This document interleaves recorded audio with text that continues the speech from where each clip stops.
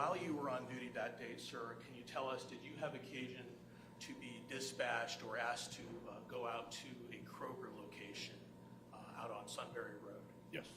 How did that come about? We were on a run previously, and when we weren't back in service, our battalion chief that was on another run suggested that we head the direction of this current run. Was that at that Kroger? Yes. Did you, and let me ask you, you're on a medic, is that right? And is that an ambulance essentially? Yes. Are you with anyone else on that medic? Yes. And who is that? Todd Grooms. Todd Grooms. Yes. You head in direction of the Kroger, if I understand what you're telling Yes. us. Do you actually make it to the Kroger? No, while en route to Kroger, we were dispatched by our dispatchers to go to a different location. And what location were you asked to go to instead of Kroger? The Blendon Township Police Department. And did they tell you why they were asking you to go there? For an officer that was involved to meet us there. So, Mr. Grant, I apologize so much. May we approach? Sure. You got your shoes kicked up? I don't think we can interrupt. Oh, okay.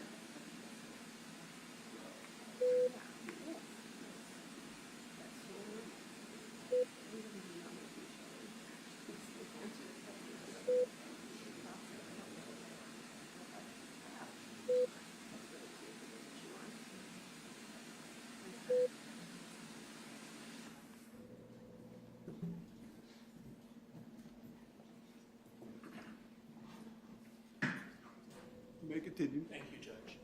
I apologize, Mr. Atkins. And you were telling us, speak up so everybody can hear what you had to say. I believe you were telling us when we left off that you were asked to not go to Kroger's any further, but to kind of reroute, if you will, to the Blendon Township Police Department. Correct. Is that right? Yes. And the reason being that they wanted you to meet with an officer that was somehow involved in the incident. Yes. I guess turn around the ambulance and go to Blendon Township then. We had not passed the new dispatch location yet, so we just pulled in there as we were headed that direction. Okay. When you arrived at Blendon Township Police Department in the medic, where did you go, sir? In the front parking lot, we just staged, When you say staged, what do you mean by that? just sit and wait. You didn't get out of the medic and go into the police department, anything like that. Why is that? Why are you staging as opposed to just going inside or anything of that nature? It's locked up. There's no one there, usually. The officer was not there at the time that you all arrived in the medic. What's the next thing that happened then? Approximately 5 minutes later, the sheriff's car pulled up with the officer in the back, or in the front. I don't know, not sure, but Sheriff's cruiser pulls up yeah. with the officer inside. And do they exit the cruiser? Yes. When I say they, I'm assuming there's not only the officer that you're going to be looking at, but also a sheriff's deputy who's driving that cruiser. Correct. And where did they go when they exit the cruiser? They walk over to the ambulance. So are you and your partner, Mr. Grooms, inside of the ambulance? Yes. And when I say that, I'm envisioning an ambulance like we see on TV, okay, that has the back doors that open up and you can kind of step up into it. Right. Is that where you and your partner are located? We were on the outside of the truck, and we just told him if, once he was walking to walk up into the back of the truck. Did the officer have any problems walking from the sheriff's cruiser to the ambulance? No. Did he have any problems stepping up into the back of the ambulance when he requested?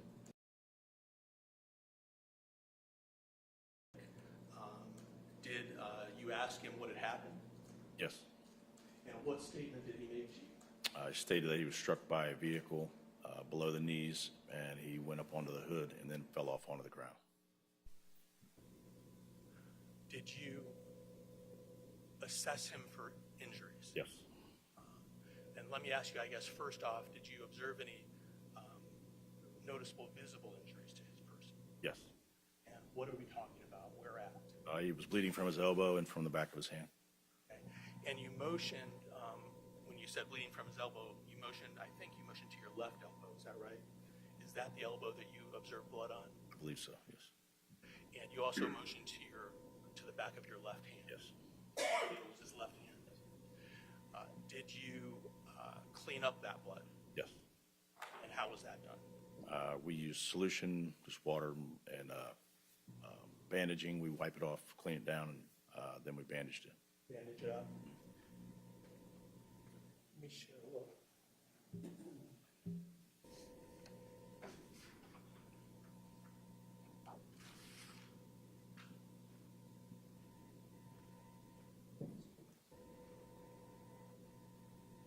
May I approach you? May? Sir, I'm going to show you a photograph that's been marked for identification purposes as State's Exhibit 50. Do you recognize that? Yes. And for the record, and I'll ask permission to publish in a moment, but this is a photograph of the elbow of the officer you examined. Is that correct? Yes. Fair and accurate photograph? Yes. Permission to publish, Your Honor? You may. Is the elbow on? Switch over to the computer. Yes. Thank you.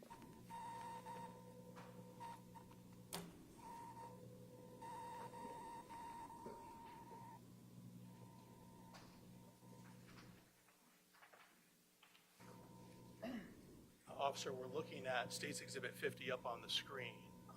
Obviously, we're looking at the left elbow area of the officer that you assessed in the back of the medic. Is that correct? Yes. Is that a fair and accurate photograph of the Band-Aid or the bandage that you would have applied to his elbow? Yes. Okay. As well as, I guess, that injury itself is covered up. We can kind of see some, I don't know if that's dried blood or an abrasion underneath. Is that what you would have observed? Yes.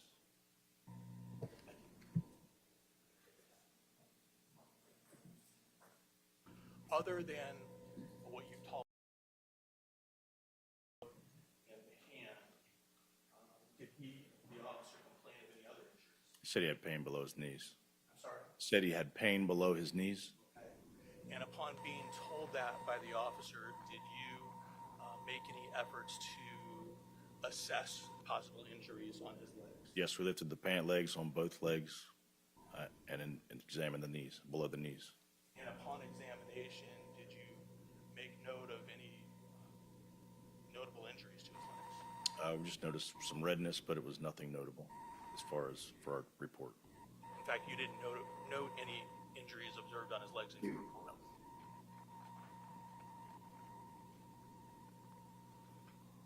Was the officer transported to the hospital for further medical treatment? No. As a result of your contact with the officer, did you advise him that he could be transported to the hospital for further medical assessment? Due to the mechanism of injury, we suggested that he be transported to the hospital. When you say that, what do you mean by that? Just because of the severity of the mechanism, getting struck by a vehicle. Correct. Despite the fact that you're not seeing broken bones, Correct. severe injuries, out of a precaution, you recommended, hey, it might be a good idea to go to the hospital. Yes. And did he take you up on that? No, he declined. He declined to be transported. When when someone declines to be transported or says, look, I don't need any further treatment for whatever reason, do you, as a precaution, whether it's a legal precaution or otherwise, have them sign refusal, so to speak? Correct. When I say that, a statement saying, I understand what you're telling me, but I refuse to be transported. Correct. And did the officer actually sign a refusal? Yes. You have a moment, Judge? You may.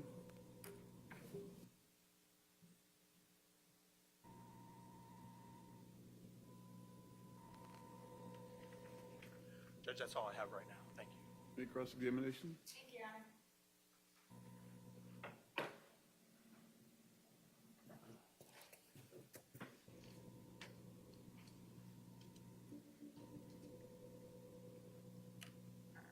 May I proceed? You may. Good morning, Mr. Adkins. My name is Caitlin Stevens, and I, along with my partner, Mr. Collins, represent Mr. Grubb in this action.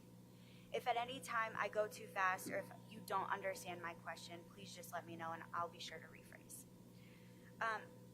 Do you remember what time you got to Blendon Township on August 24th, 2023? No, I did not. Okay. Would it refresh your recollection if I provided you a copy of your report that you had written to Mr. Brandt while on direct examination?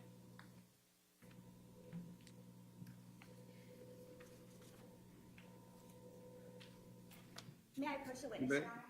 You may. Let the record reflect that I am approaching Mr. Adkins with what has previously been marked for identification purposes as Defendant's Exhibit E. I'm so sorry, as an elephant. Mr. Adkins, that is the report that you wrote on August 24th of 2023, correct? Correct.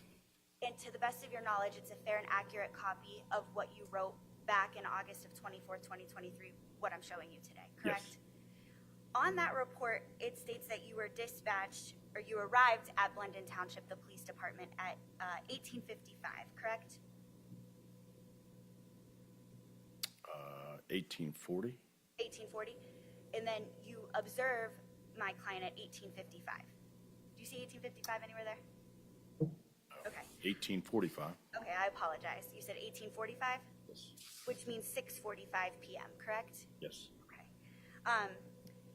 And you were dispatched because you had to follow up with the police officer who was involved in this critical incident, right? Yes. You ever responded to somebody being hit by a car before? Multiple times? You're aware that cars can cause serious physical injuries, right? Correct. And that's why you recommended him to follow up, because of the serious potential injuries that a car can cause when somebody's hit by them, right? Absolutely. Part of your job is to assess the individual both physically and take note of observations, correct? Correct. You noted on your report that Connor was in high stress, correct? Correct. With anxious mannerisms, right? Can you describe those anxious mannerisms for the ladies and gentlemen of the jury?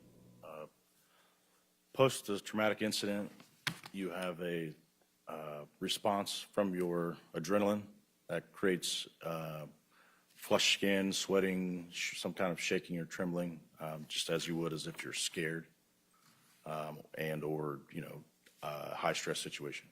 And he exhibited those symptoms. Correct. You noted that he was high flush in your report also, right? Yes. And you noted that he was diaphoretic, correct? Yes. Which means he was sweating heavily, right?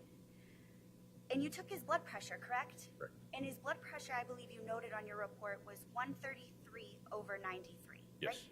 That's high, isn't it? Higher than normal. And it could be potentially stage 1 hypertension, is that correct? Potentially. That means that your heart and your blood vessels are under increased strain and they should be monitored closely, right? Yes. That blood pressure can lead to a heart attack, correct? Probably not that specific blood pressure, but untreated over time, blood pressure can lead to those complications. Now, you mentioned on direct examination that you didn't note any injuries to his lower extremities in your report. Do you remember telling Mr. Brandt that? Yep. But actually, sir, on your report, it's noted, if you look to the top, I believe, right corner, it's noted that he does, in fact, have abrasions to his knees. You would agree with that, right? If you could show me on here where the... Absolutely. May I approach the witness, Your You may. Honor? Thank you.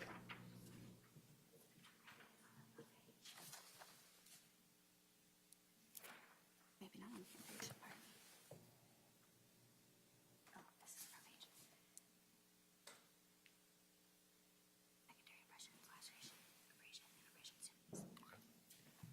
Thank you. So you see on your report where you do actually note that he does in fact have abrasions to his lower extremities, correct? Correct. Okay. And it's your understanding, like you told the ladies and gentlemen of the jury, that he was hit by a vehicle, right? Yes. Nothing out of the ordinary with those injuries being hit by a vehicle, correct? Correct. It's consistent, right? And based on your training and experience, you recommended and highly suggested that he go to the hospital, right? Correct. May I have a moment, Your Honor? You may. Thank you so much, Mr. Adkins. I don't have any further questions at this time. May I approach the witness, Your Honor, and retrieve that exhibit? You can leave it up there. Okay, thank you. Any redirect? Thank you, Judge. Sir, I just want to make sure the record is clear. Officer Grubb was not having a heart attack when you saw him. No. You would have transported him if that was the case. Correct.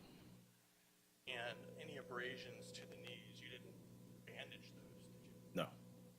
That wasn't necessary. No. Abrasions to the knees can be caused by any number of things, can they not? Correct. Maybe falling down on the ground or the pavement. This was below the knees. Highly unlikely unless he fell on top of something.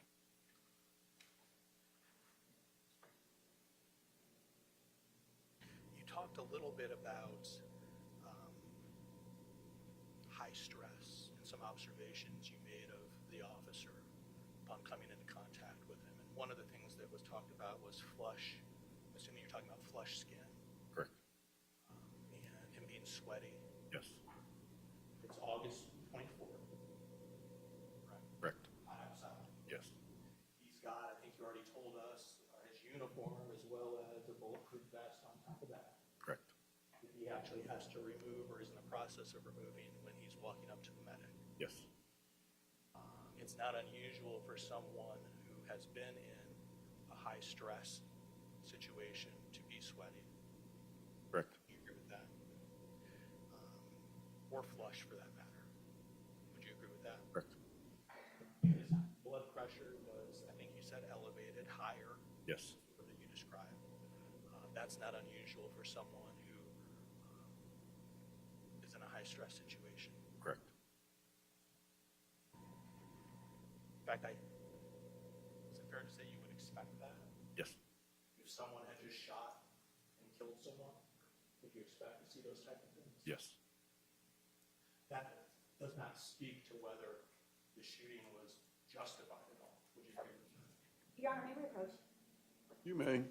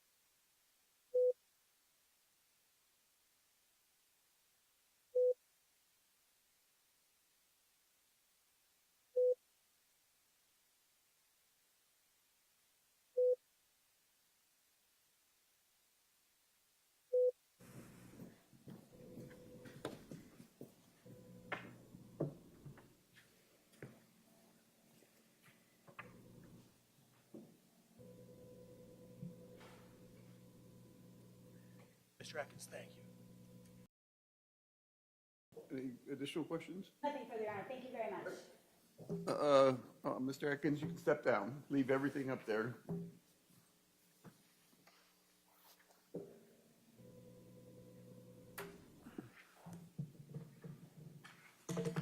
Now you can come get your Thank you, Your Honor.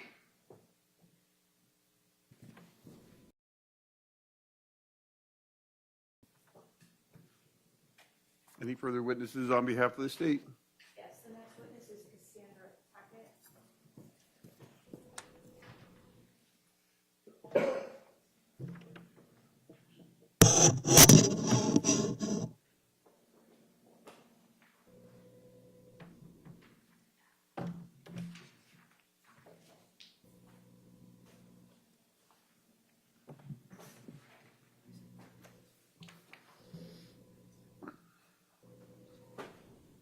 Carmen, did you want a copy of the evidence list?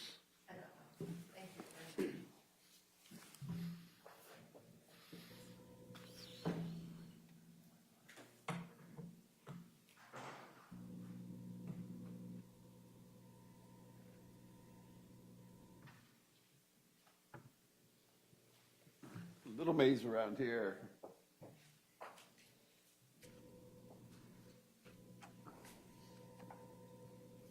You raise your right hand. You solemnly swear or affirm under penalty of perjury your testimony in this case will be the truth, the whole truth, nothing but the truth? Yes, sir. Have a seat. Pull yourself up close to the microphone. And you may inquire. Thank you, Your Honor. In a loud, clear voice, please tell us your first and last name. Spell both of them for us. My name is Cassandra Tackett, and that's Cassandra Tackett. Are you currently working outside of the home? I am not. Prior to that role, what position did you have? I was a special agent with the Bureau of Criminal Investigation, or BCI. How long had you been a special agent with BCI? I worked for BCI for just over a year. What was your position as a special agent specifically? As a special agent, I was assigned to the crime scene unit within BCI, and there I was responsible for the investigation of a multitude of different felony cases, including the processing of, I believe I had 37 crime scenes that I processed, including 18 homicides or questioned deaths, and then 9 officer-involved critical incidents. Prior to joining BCI, where did you work? I worked for the City of Athens, Ohio Police Department, and I worked there as a patrol officer, and then later as a detective with that agency.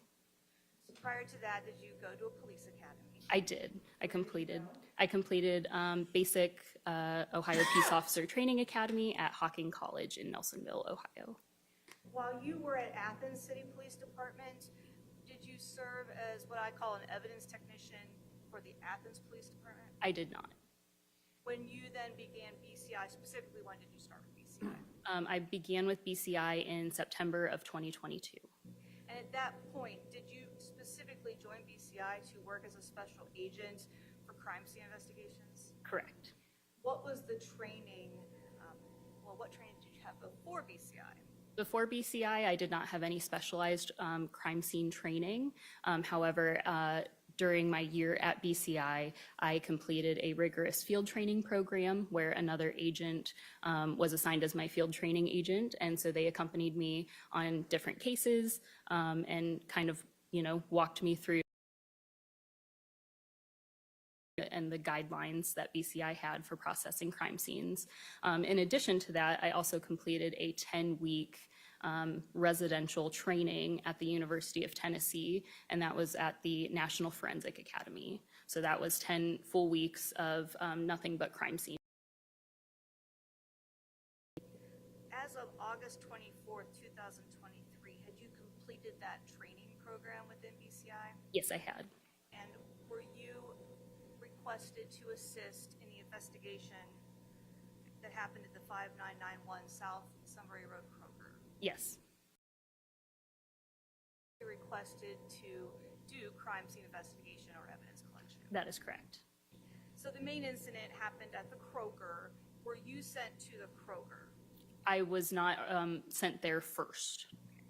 Where were you sent first? I was sent to, I believe it was Mount Carmel St. Anne's Hospital For what purpose? to collect evidence. And did you go to St. Anne's Hospital? I did. When you got there, did you have any communication with anybody with respect to your duties you were to perform? Yes. So Special Agent Matthew Austin was assigned as the lead crime scene agent for that case. I was sent to assist Special Agent Austin with that case. He requested that I go to the hospital first because the deceased person had been taken to the hospital. I'm not sure if it was known at the time that they were deceased, but once I got to the hospital, they were found to be deceased. When you get to the hospital and find out that she was deceased, at that time, was there an identity of her? There was not. She was unidentified at that time. Eventually, was identity confirmed? That is correct. And is that of Takaya Young? Yes.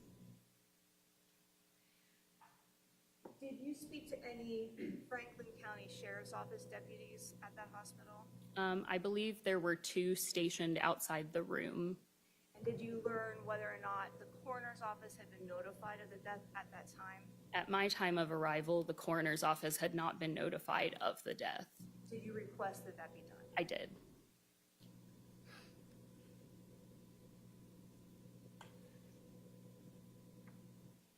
With respect to evidence collection there at the hospital, what was collected?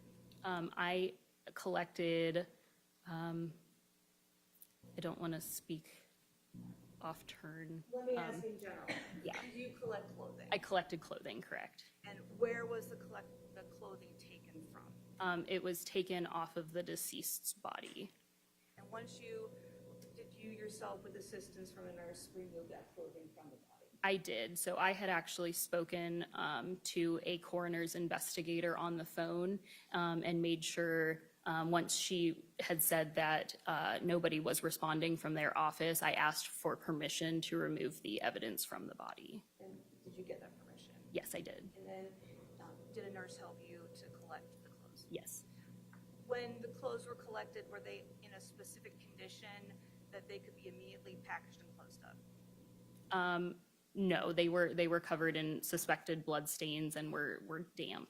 And because of that, in your training, what do you have to do with those items? We would typically take those to an evidence dryer to where the blood could be dried and the evidence could be packaged so that way it wouldn't mold or degrade in any sort of way. Ultimately, were the clothes packaged?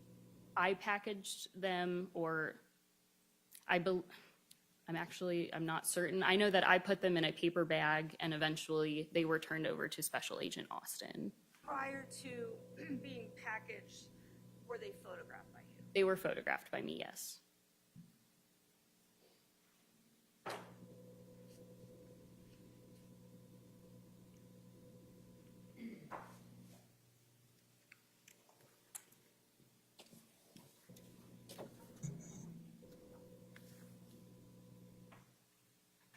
Your Honor, may I approach this witness? You may. Thank you. Ms. Tackett, I'm handing you State's Exhibits 46, 47, and 48. Take a look at those 3. Yep.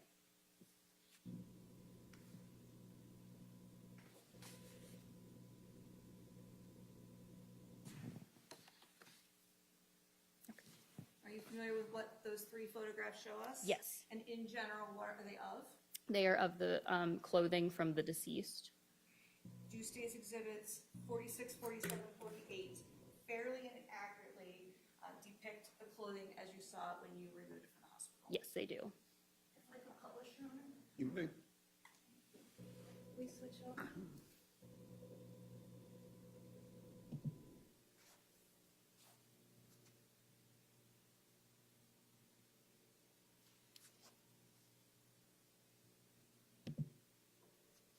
State's Exhibit 46. Can you explain to us what we see here? So this is going to be a cut black t-shirt, cut jean shorts, underwear, and 2 pairs of shoes, or a pair of shoes, 2 shoes, that were collected from the hospital. And they also have suspected blood stains on them. State's Exhibit 47. This would be the cut black t-shirt, and as the next picture is going to show, there is a hole near the Adidas graphic that is on the shirt. There is a pointer up there. Oh.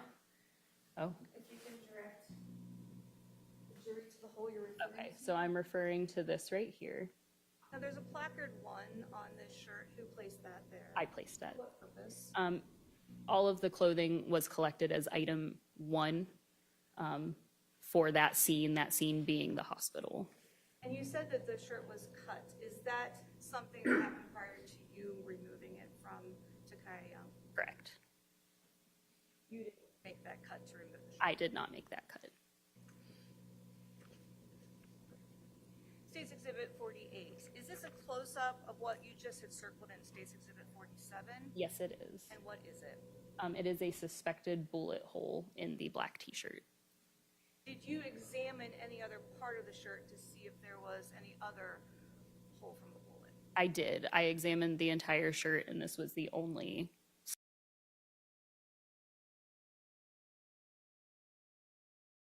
Hospital about 2,300 hours. Okay. Where did you go next?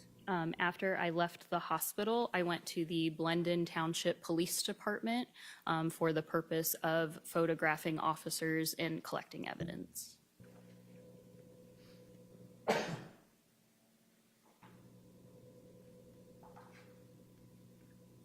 When you got to the police department, did you know which officers you were going to be photographing? I did not.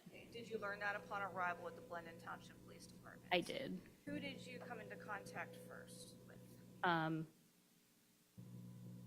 Would I be able to reference my report? Would it refresh your memory to look at a report for that information? It would, please. Thank you.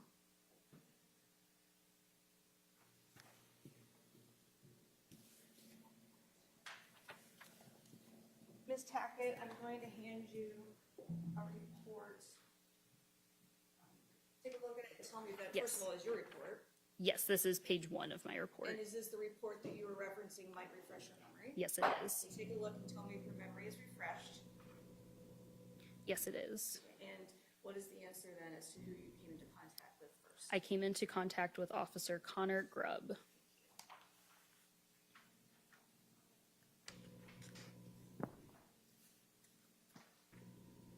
Did you make physical observations of Connor Grubb? I did. Did you then take photographs of him? I did.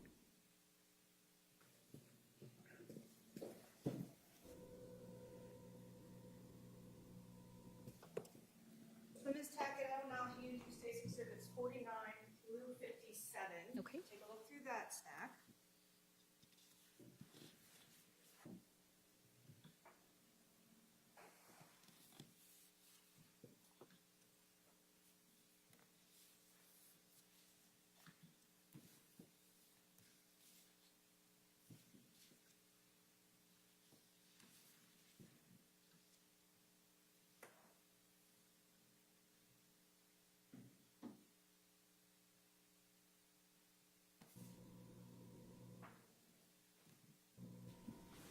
Ms. Tackett, are those the photographs you took on August 24, 2023, maybe even going into the 25th? Yes. And do all State's Exhibits 49 through 57 fairly and accurately reflect your observations of Connor Grubb Yes. at that time? Yes, it does. Permission to publish. What? Yes, you may. Starting with State, oops, catch up. State's Exhibit 49, can you tell us what this is? This is probably the first picture I took of Officer Grubb. I observed suspected blood stains on his pants. I observed a Band-Aid on his elbow there that you can see right there. He's wearing his uniform that has police across the front and a name tag. There's a badge. Now, at the time that you saw Connor Grubb and documented with this photograph, was he still wearing a body-worn camera, or had that been removed? That had been removed prior to my. Were you aware there was anything else that had been removed that he might have been wearing earlier before you documented him? Yes, I believe his duty weapon was also removed prior to me photographing him. Moving on then to State's Exhibit 50. What is this? This is a photograph of some injuries to the elbow area there. 51? The same arm, but the inside of the elbow, additional injuries.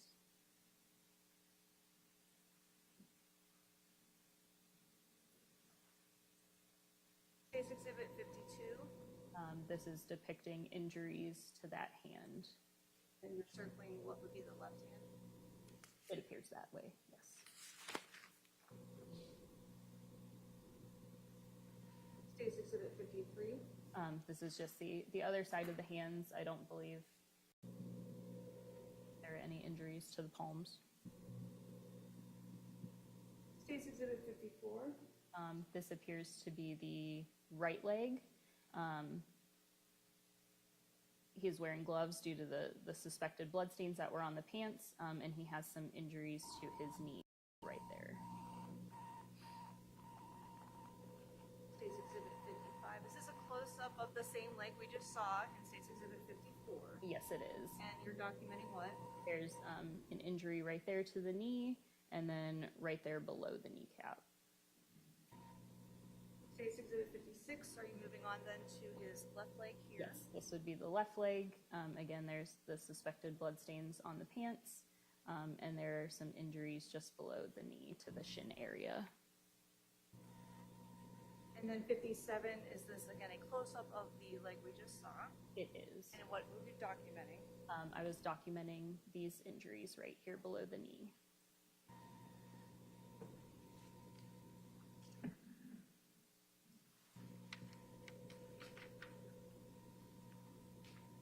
Now, you mentioned a duty firearm. Did you retrieve that when you were at the Blendon Township Police Department? I did.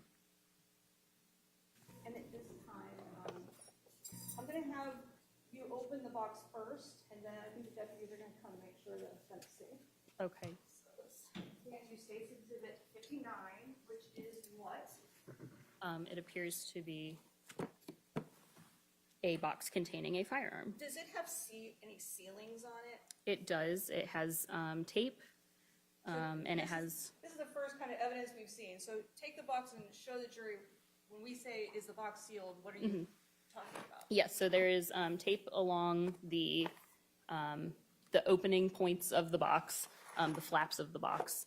So there's tape along all of those points, and then there is also my initials indicating where the tape meets the box. So that way it is able to be seen if it has been tampered with.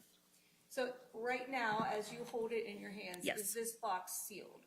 It is sealed, yes. Now, in your experience as a crime scene investigator, something like a firearm usually sent to a lab. Correct, and based on the additional sticker here and additional markings on the tape, it has been opened and resealed by somebody else. But now, still, it's sealed right now. Correct. So I'm going to ask you to go ahead and break a seal and open up that box for Okay, us. I'm gonna place some gloves. Your Honor, for the record, the prosecution, we have no issues with the custody or anything with regards to the gun. Would that apply to the casing and the projectile as well? Would that apply to what? Casing and projectile as well. That would be a later witness. Thank you. Okay, but go ahead and open it. You still would like me to proceed? Okay.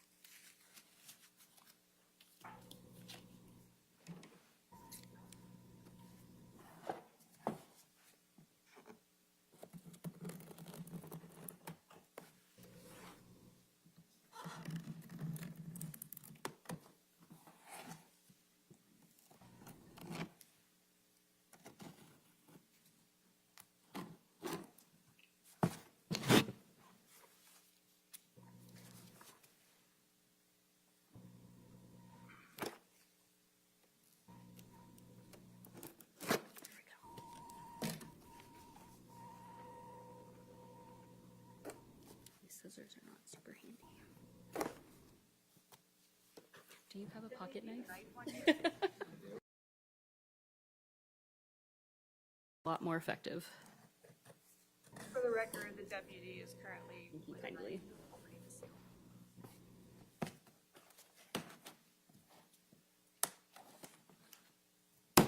Okay. Go ahead and open the box, tell us what's inside. Okay, so this envelope says that it has 17 cartridges and 1 magazine.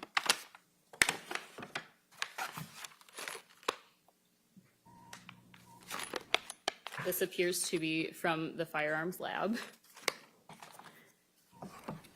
And then if you want to For the go ahead record, and check Becky, it out. please make sure that's safe. Okay. So it's not loaded, it can't be shot right now, is that correct? Thank you so much. This is going to be a Glock 17 Gen 4 9mm handgun. And did you also photograph that weapon? I did.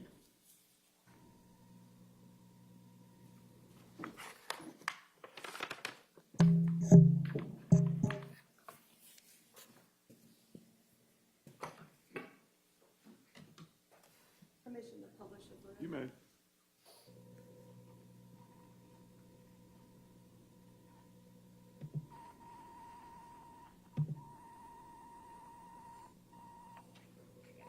As is public, let me go ahead and show you the picture of this exhibit 50.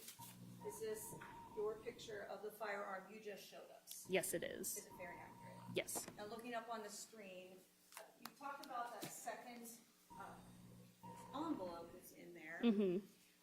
Tell us again what is in the envelope. The large envelope contains 17 cartridges and 1 magazine. Go ahead and open that up and make sure that's what's inside. Okay.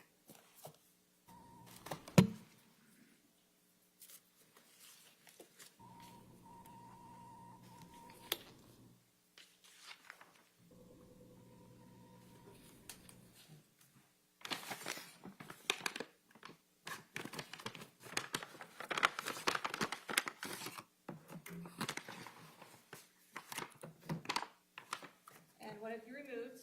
I have removed cartridges and 1 magazine. So looking at State's Exhibit 58, I'm circling something. Is that a magazine? Yes, it That's is. a magazine you're holding. Yes, it is. Now, in the picture 58, what's inside the magazine? There are 16 cartridges inside that magazine in the What's a photo. cartridge? A cartridge is a complete bullet, which contains the casing and the projectile still intact. So this would be an unfired bullet that sits in the firearm. And for packaging purposes, are these unfired bullets all removed from the gun when it's packaged? They are. And is that now what you're holding in your hand? Yes, it is. Okay, and then there's this one separate one at the top. Yes. Why did you have that separate when you photographed this firearm? That indicates that cartridge was found in the chamber of the firearm. And you're gonna have to explain what that means so everybody knows. So that means the gun was loaded, ready to be fired. So when you say it's in the chamber, it's moved from this magazine into the gun, Correct. in my very elementary words? Yep. Okay. All right, so tell us then how many bullets were left total inside this firearm? So there were 17 total in the firearm. The picture indicates that 1 was missing from the magazine. And what does that mean? One missing from the magazine? 1 missing from the magazine would indicate that 1 was fired. Go ahead and you can put those, are Okay. those all in the same or substantially same condition as when you would have packaged them? I would have packaged them loose in the envelope, and there are less here now. The firearms lab would have conducted their own testing of the firearm. That's why we send extra cartridges with the firearm. Thank you for explaining that. I'm gonna put that back Yep. put it back In the envelope? in which you took it. Okay.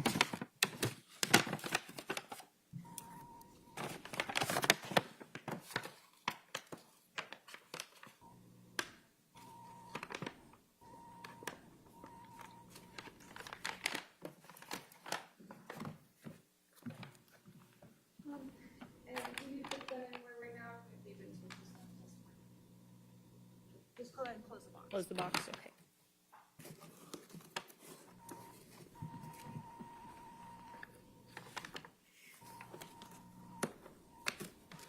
Ms. Tackett, did you also come into contact with a Sergeant Eric Moynihan? Yes, I did. And did you document him by photograph as well?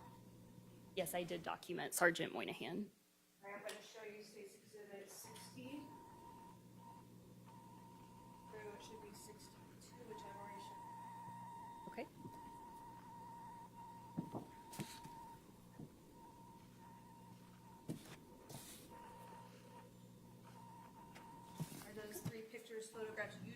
Sergeant Eric Moynihan, August 24th, maybe into the 25th of 2023. Yes, they are. Do they all three fairly and accurately depict your observations of Sergeant Moynihan? Yes, they do. Permission to publish.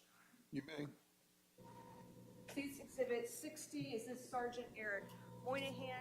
Yes, it What were you documenting by taking this photograph? I was documenting the condition of his uniform at the time. And which was what? Just Um, the condition? How yep. it looked? Yep, so he had, a name tag, and police stated across his vest he was wearing a badge. There was also suspected blood stains on his vest, and as the other pictures will show, there were also suspected blood stains on his pants. Moving on to State's Exhibit 61, is this still Sergeant Eric Moynihan? Yes, it is. You can see some suspected blood stains on his pants on that thigh area, and then there's additional stains on the knee area of the pants. State's Exhibit 62. That would just be a close-up of those suspected blood stains on the knee area of the pants.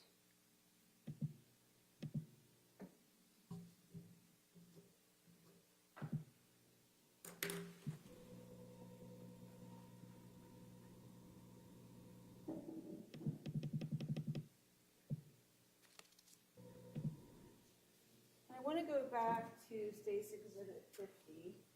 When you were making these observations and documenting Officer Connor Grubb, did he make any statements about how these injuries were inflicted?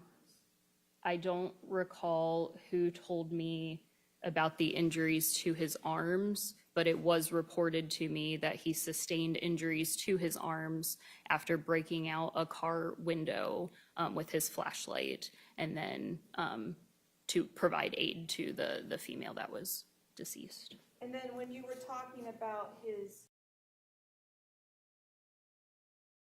but when you were documenting his legs, did anyone, including Connor Grubb, providing information as to those injuries? Yes, he had stated to me that he was struck by the female's vehicle, and that's why he sustained the leg injuries. Now, you had gained information that there had been broken glass associated with that vehicle. Correct. It was told to me that a window was broken out. Did you yourself then ever go out to the Kroger scene? I did. After I had left the hospital and then documented the officers, I then made my way to the Kroger scene. Did you perform any evidence collection there? I did not. Was there another agent who was assigned to the Kroger scene? Yes, Special Agent Matthew Austin was the lead agent at that Kroger scene.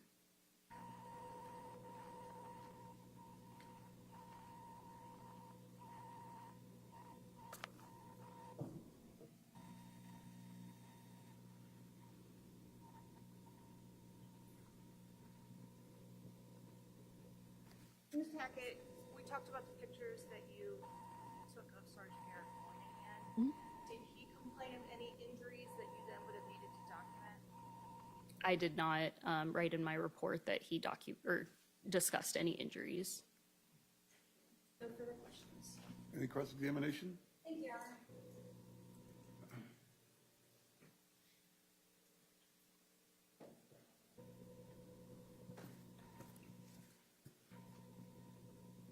Good morning, Ms. Hackett. We know each other professionally, correct? Correct. I've got some questions for you today based off of Ms. Claypool's questions. If at any time I go too fast or you don't understand the question, please just ask me to rephrase. Thank you.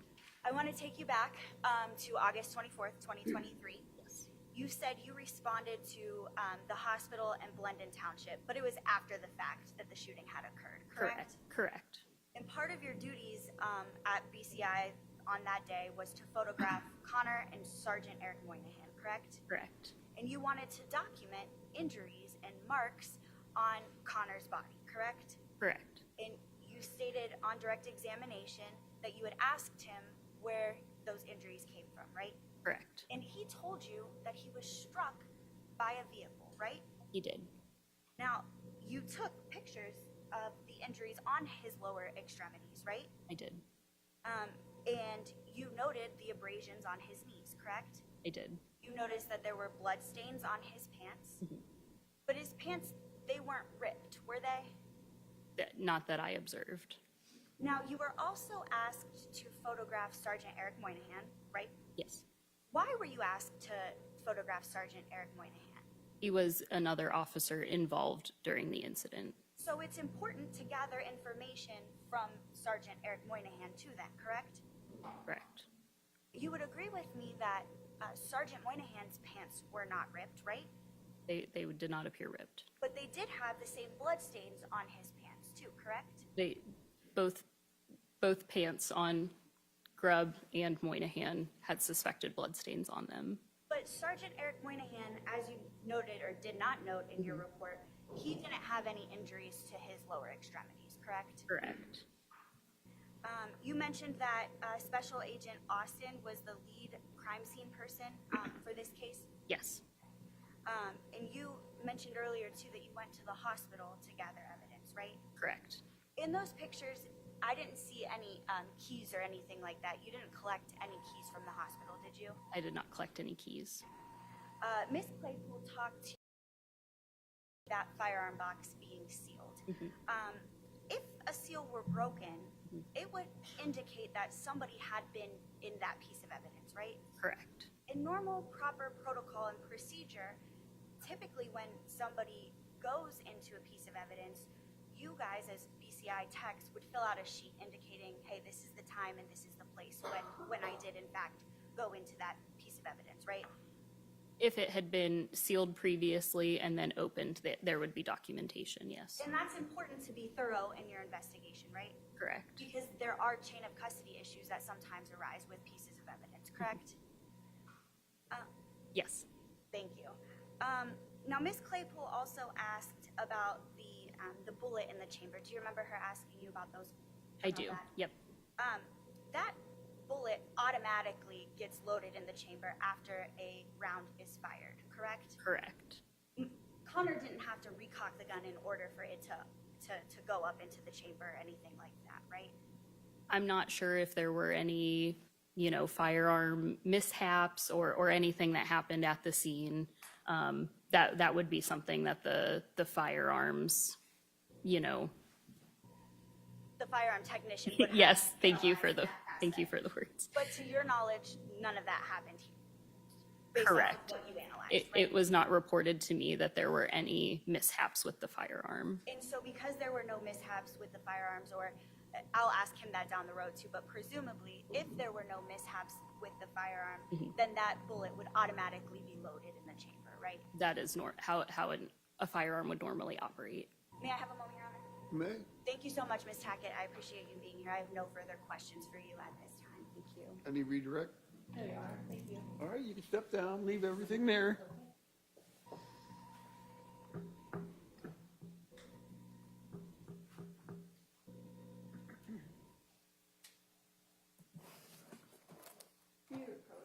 You may.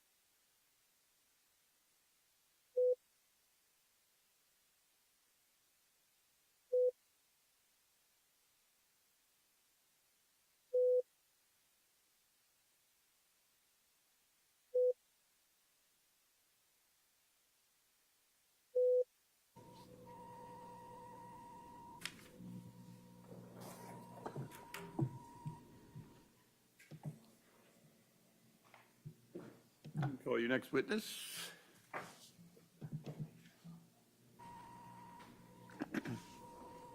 Thank you, Your Honor. The state calls Andrew McClellan.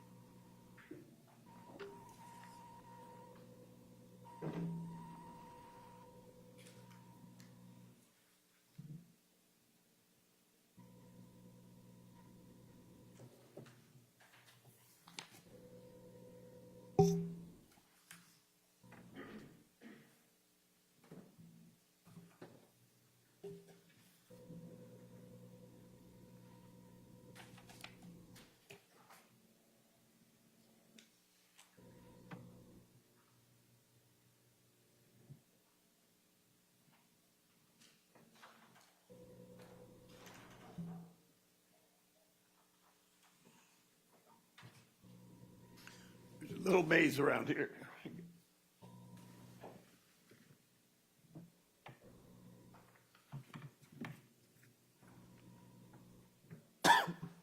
Please raise your right hand. You solemnly swear, affirm under penalty of perjury, your testimony in this case will be the truth, the whole truth, nothing but the truth? I do. Have a seat. Pull yourself up close to the microphone.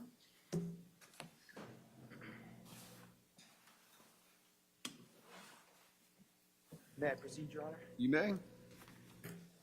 Good morning. Good morning. Could you please state your first and last name and spell it for the record? Andrew McClelland, ANDREW, MCCLELLAND. Mr. McClelland, how are you currently employed and in what capacity? I'm a forensic scientist, firearms examiner with the Ohio Bureau of Criminal Identification and Investigation, also known as BCI. And how long have you been a firearms examiner with BCI? Since 2012, July of 2012. July 2012. And how long total have you spent with BCI? Since July of 2005. So what did you do with BCI between 2005 and 2012? I was a forensic scientist, latent print examiner. And then during your time with BCI, did you switch from doing prints to firearms? Yes, I transferred. My transfer was in 2012. And Mr. McClelland, could you describe what the BCI Crime Lab is? BCI, the crime lab specifically, is a crime laboratory whose services are provided to any agencies that need it, that don't have their own crime lab within their own police department. We process and examine evidence that is submitted to the laboratory. We will then report upon our findings. So can agencies from anywhere in Ohio submit evidentiary items to BCI for analysis? Yes. And as now a firearms examiner since 2012 with BCI, what are your primary roles and responsibilities with the crime lab? We examine firearms and firearm-related components. When I say firearm-related components, I mean fired cartridge cases, fired bullets, fired shot shells, shot shell projectiles, slugs, pellets, shot wadding. We can also do operability reports and serial number restoration. And Mr. McClelland, what type of training, education, and experience and background do you have in order to be a firearms examiner with BCI? I have a biochemistry degree from Otterbein College, which is now known as Otterbein University. Once I transferred from the latent print section to the firearms section, I underwent a year of on-the-job training, which included numerous written and physical examinations and concluded with a competency test, proficiency test, and a mock trial to testify to the findings of my mock case that we have to create during training. And have you ever testified in court before related to your capacity as a firearms examiner? Yes, How many times would you estimate? dozens. Dozens. And have you been certified as an expert before? Yes, In what field have you been certified as an expert before? both as a latent print examiner and as a firearms examiner. Your Honor, the state would move to tender Mr. McClelland as an expert in firearms. He can issue his own opinions. Thank you, Your Honor. Mr. McClelland, is there a way in which a fired bullet or a casing can be compared to a particular gun to determine whether or not the bullet or the casing came from that particular gun? Yes. Could you describe how that process occurs? So when a firearm is discharged, the cartridge that is being discharged by the firearm produces a high pressure spike within the firearm. That pressure will then propel the bullet forward out of the barrel, and it will press the cartridge case back against a part of the firearm known as the breech face. When this discharge occurs, there are microscopic characteristics that are present on the firearm that can get transferred from the firearm onto those fired components at the moment of discharge. And then what do you do in order to make a comparison to determine if a bullet or a casing came from a particular gun? If a firearm is submitted, the first step we will do is we will do a physical and visual examination to ensure the firearm is in proper working order, it's not dangerous for us to test fire. We will then test fire the weapon a number of times. This serves two purposes. First, it allows us to say whether or not the firearm was operable as received, meaning it works correctly. And then we will collect those test fires and we will use those in the comparison phase. So the first step of the comparison phase is we will do what's known as a test-to-test comparison. So we'll take two of our test-fired bullets or two of our test-fired cartridge cases and examine them on a comparison microscope. A comparison microscope is two compound microscopes that are joined in one field of view where we can move the stages of each microscope independently to try and line up the characteristics that that gun may or may have not reproduced on those fired components. Once we are done with the test-to-test comparison, we will then move to a test-to-evidence comparison. So we'll use one of the test fires that we looked at, and then we'll compare it to any evidence that was submitted, whether it was evidence fired cartridge cases or evidence fired bullets. If we see a similar level of agreement in our test evidence that we saw in our test-to-test, that's when we can say whether or not it was fired, the evidence was fired in that firearm. So does every single gun, once fired, leave an imprint on the projectile or the casing that is completely unique to that firearm? It can. It depends on the condition of the firearm and the method the firearm was manufactured, but typically, yes. And so if you receive a gun and then casings or projectiles to compare whether or not they were fired from that gun, will you yourself fire from the gun so that you have a known sample to compare it with? Yes, that's the test firing procedure that I outlined that creates the test fires that we use. And what equipment do you use to do then a microscopic comparison between a known sample of a casing or a projectile and one submitted for analysis? That would be the comparison microscope where we use it to do both our test-to-test comparisons and our test evidence comparisons. And Mr. McClellan, is this process of repeatable and objectively verifiable? Yes. And is it based on widely accepted principles in your field? Yes. And is the testing designed in a way that reliably implements those principles? Yes. And do you actually conduct the test in a way that yields accurate results? Yes. And is your testing subject to peer review? So there's two steps. After I reach my conclusion, I will give all of the work product that I have to a second examiner, and they will do a physical microscope comparison the same way I did to verify my conclusions. Once that is done and I finish my notes and I type my report, all of my work product, my notes, my report, all the statistics that I enter into our system, all of that is then peer reviewed or technically reviewed by another forensic scientist firearms examiner. Once that's complete, it will then go to our supervisor for administrative review. And Mr. McClellan, were items submitted to you in this case for analysis? Yes. May I approach, Your Honor?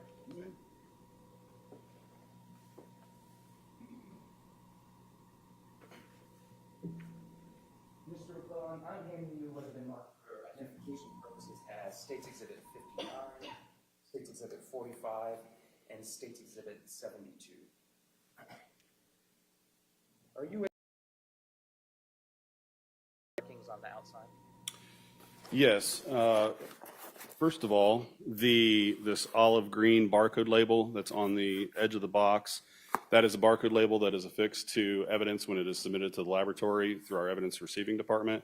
It will contain, the barcode is so that we can scan it and as it moves throughout the laboratory to establish a chain of custody. It'll also include the department which submitted it as long as some other demographic information. This neon green label is a make safe label that I affixed to the box, meaning the gun is unloaded in a safe condition when I received it. Blue handwriting here and a larger black handwriting here. That's my open and seal dates from when I opened the box and then when I sealed the box. And then do you put your initials or mark the outside when you handle the items? Yes, so it's on the pack inside. And which item does the label indicate that is? This is States Exhibit 59, which is also BCI item number 2. And what is inside of that? First of all, there is a manila envelope that states 17 cartridges, 1 mag. I also put the BCI case number, the item number, and my initials on that, and the small blue writing. There's another smaller manila. Contains all of the test fires that I took using this firearm.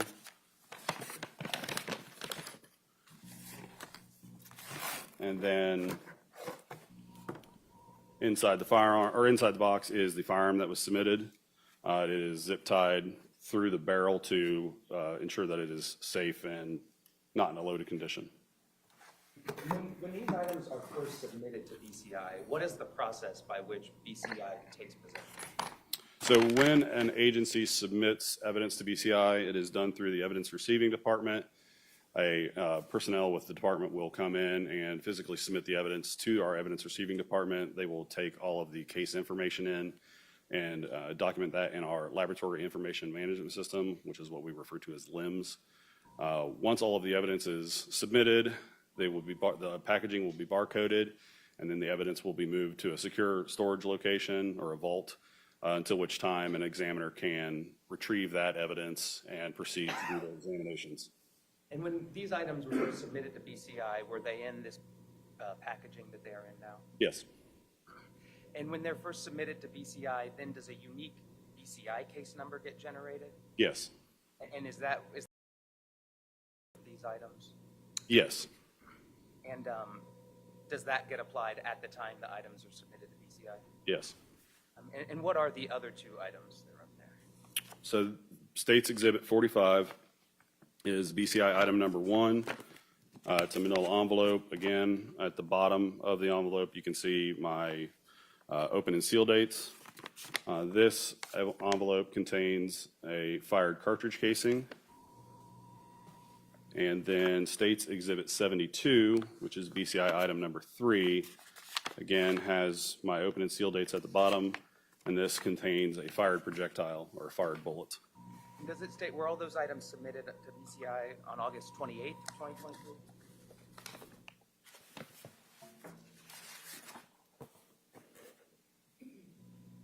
Yes. And Mr. McClellan, could you open the other two items, please?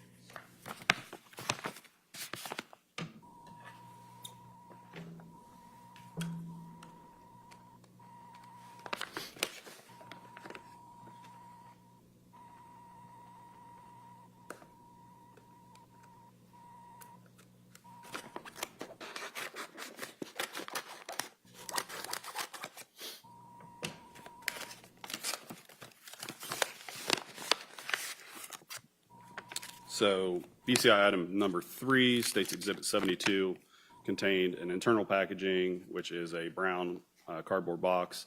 Again, the BCI item number, the open and seal dates, in which I did repackaged the fired bullet or fired projectile into a small plastic bag just to keep it separate from the original packaging. There's gloves up there if you need them. I'm fine, thank you.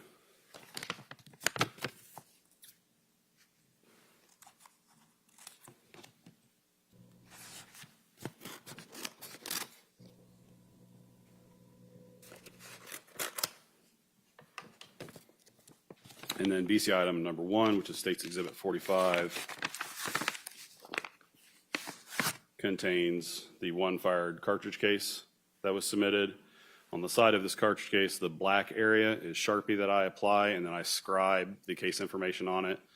So the BCI case number, the item number, my initials, and I do the same. Mr. McClellan, are all of those items in the same or substantially similar condition as when they were submitted to BCI? Yes. Could you describe the process by which a cartridge casing is ejected from a gun, please? In a semi-automatic pistol, such as the one that was submitted, when the cartridge is discharged, the top portion of the firearm, which is referred to as the slide, will reciprocate or move to the rear. As it is moving to the rear, it will extract and eject or expel the fired cartridge case from the chamber of that firearm. And then as it moves forward, if there's still ammunition present in the magazine, it will chamber the next round from the magazine. And Mr. McClellan, what were you asked to do with these items submitted? When these were submitted, there was a request for comparison between the firearm and the fired cartridge case and fired bullet. And did you first complete an operability test of the firearm? Yes, initially the first thing we do is a visual and physical examination to ensure that the firearm is safe to test fire. And then, yes, we do our test firing, which serves the two purposes of letting us state that it's operable as well as generating those test fires for the comparison phase. And what is the process by which you fire the gun to confirm it's operable and get samples to test?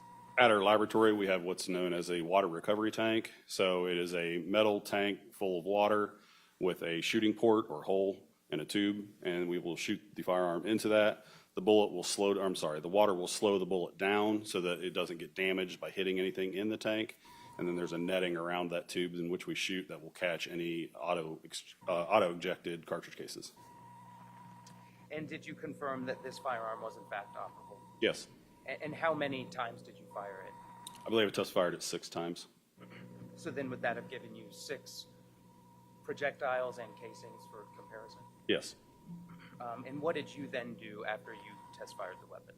So once I completed the test firing and operability examination, I move into the microscope comparison phase. So again, the first step is the test-to-test comparison of the test fires that I just generated to kind of develop a frame of reference or a fingerprint for that firearm. And then once I complete the test-to-test comparison, I move on to the test evidence comparison. And now, do you compare the casings to the test-fired casings to the casing, and then the test-fired projectiles to the projectile? Initially, we do a test-to-test, so 2 casings to each other that were test-fired, and then 2 bullets that were test-fired to each other. And then we'll move on to 1 test-fired cartridge case to the evidence cartridge case, 1 test-fired bullet to the evidence bullet. And after doing a microscopic comparison in this case, were you able to reach any conclusions? Yes. And what conclusions did you reach? Both the fired cartridge case and the fired bullet were fired by the submitted firearm. And on your report, does it indicate a source identification? Yes, that's the language that we use in our report to indicate a match. And what does that mean if it's what level of certainty is that if it's a source identification? It is to a scientific level of certainty. So we talk about practical certainties and absolute certainties. An absolute certainty was if I were to compare it to every firearm in existence and ones that haven't even been manufactured yet. Obviously, that's not possible, so it's a practical certainty. Based off my training, education, and experience, there was enough agreement in the evidence to the test fire for me to feel comfortable saying that it was fired by that firearm. And were you able to reach that conclusion to that level of certainty that both the submitted casing and the submitted projectile came from that particular firearm? Yes. Now, was there also a portion or a lead fragment of a bullet of the projectile that was submitted? There was also a very small lead fragment that was submitted. It was such small in such nature that it was what we refer to as unsuitable. There was no information on that small lead fragment to make any kind of conclusion with, so we state that it is unsuitable for any kind of comparison or identification purposes. And was that along with the projectile that was removed from Takaya Young? Yes, it was in the brown box in States Exhibit 72, BCI Item 3. And do you know why there would have been a lead fragment along with the projectile? It's possible when a bullet strikes anything that it can fragment, and if it's possible that that was a fragment from the bullet that was fired. So the little fragment was not suitable for comparison? Correct. But the main portion of the spent projectile along with the casing, you were able to confirm were fired from that particular handgun? Yes. May I approach, Your Honor? You may.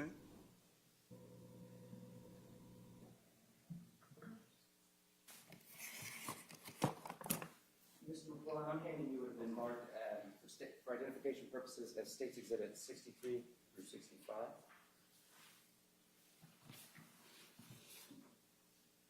Do you recognize those photos?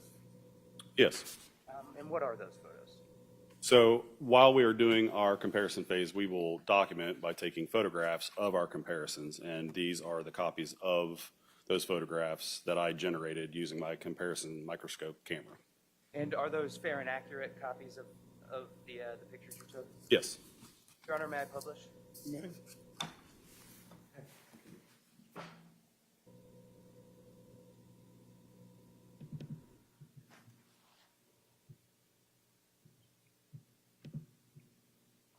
Mr. McClellan, this is States Exhibit 63. Could you describe what we're looking at here in States Exhibit 63?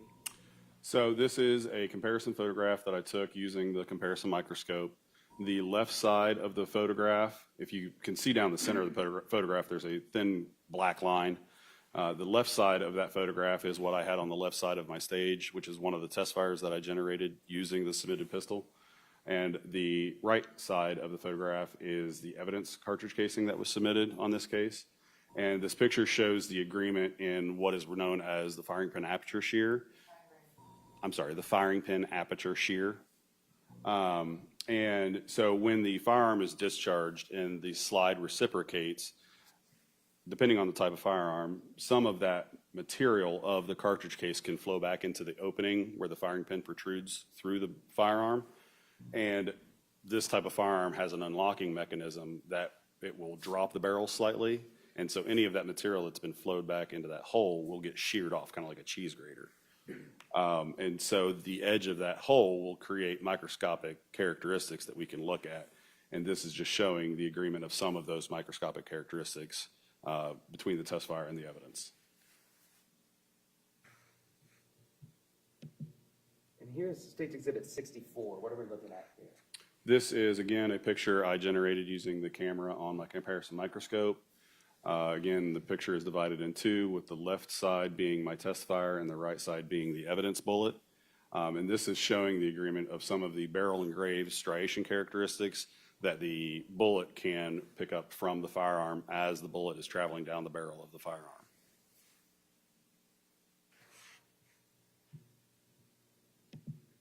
And then finally, here is State's Exhibit 5. Can you describe what we're looking at here? This is a State's Exhibit 65, excuse me. This is a second picture of the same fired bullet. Again, the left side is my test fire, the right side is the evidence bullet. This was just another area of agreement on that bullet. It was a different land impression on the bullet. So I took multiple photographs of areas on. Have a moment. You may. Nothing further, thank you, Your Honor. Any cross-examination? Very quickly, Your Honor. Proceed. Yes, may. Mr. McClellan, good morning. Thank you for being here. Good morning. My name is Mark Collins. Along with Ms. Stevens, we represent Connor Grubb. I had a professor, an undergrad at Cornell, KISS method. Have you ever heard the KISS method, the acronym KISS? I believe I know what you're referring to. That's keep it simple, stupid. I think it was designed for me, so if you would keep it simple here, I would appreciate it. I think you started about 20 minutes ago for the record, but basically what you did is you took the weapon that was turned over by my client, you compared it to a shell casing that was found at the scene, correct? Yes, And you test fired using other ammunition, and you took that shell casing that was test fired, that matched the shell casing that was at the scene, correct. and that matched those shell casings, both those shell casings said it came from the weapon that was turned over. Correct. And you took one bullet that was found and compared it, and it was fired from that gun as well. Correct. Confirming that now, the magazine, how many bullets does that magazine hold? Yeah, I opened the magazine item in. You may. 18 sound right? So the magazine is listed as big capacity 17 magazine. And then, If you had one in the chamber as well, the full capacity of the firearm would be 18. so if there were 17 bullets left, that would mean one bullet was spent, correct? Correct. All right. Again, confirming that there was one shot from that weapon, and the shell casing that was found in the scene matched that weapon. Correct. Thank you very much for keeping it simple. Appreciate it. Any redirect? No, thank you, Your Honor. All right, you can step down, leave everything there. Yes, sir. And you can take your shot. Thank you.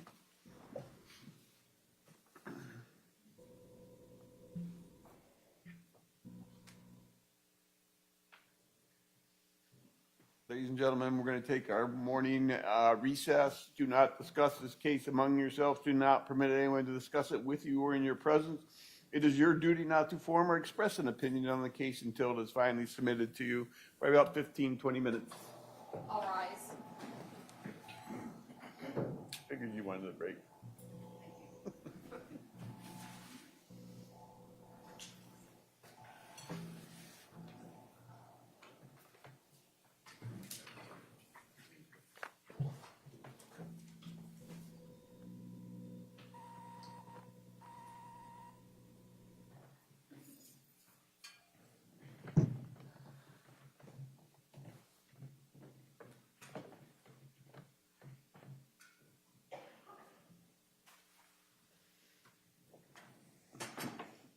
15, 20 minutes.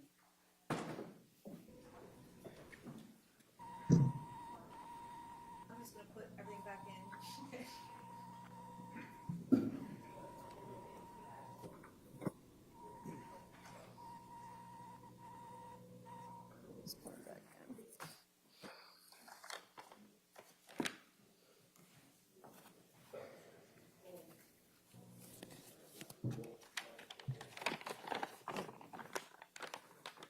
What goes where?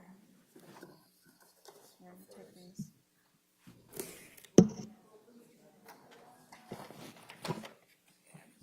Binder clips on it so nothing falls out.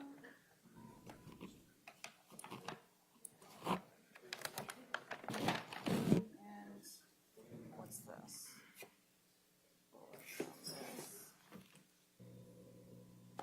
Am I getting this right? These two came from 72. Okay. I think what was so weird.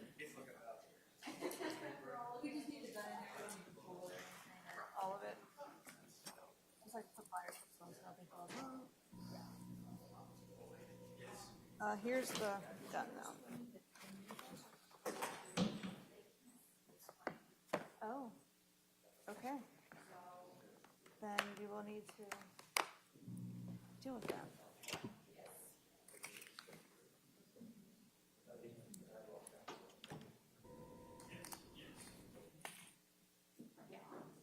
I think if someone were like in this.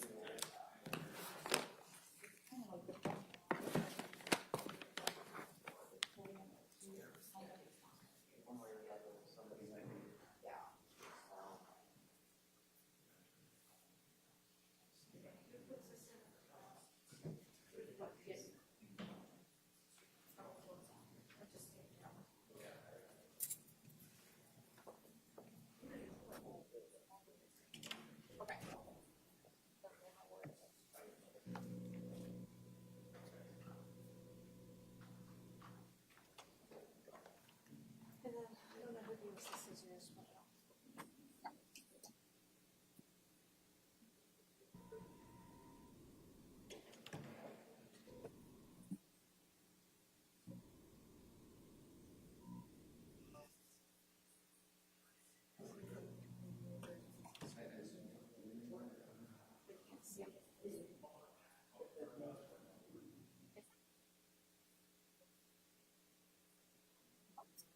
you stand there.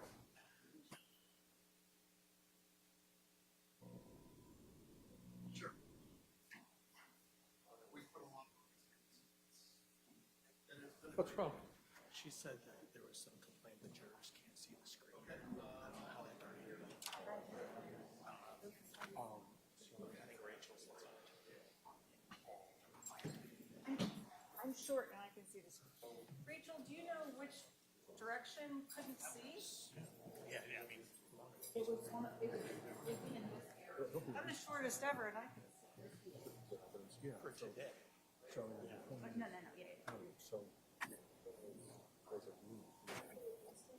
I wonder if it's when someone's well, no, because you only pop over. Yeah, but I was just thinking, it might be when you're at the computer. What's the issue? They're saying they can't see the screen when the attorneys are in this area. The box, yeah, that's what I mean, yeah. Yeah. That's what my concern, if I'm standing here.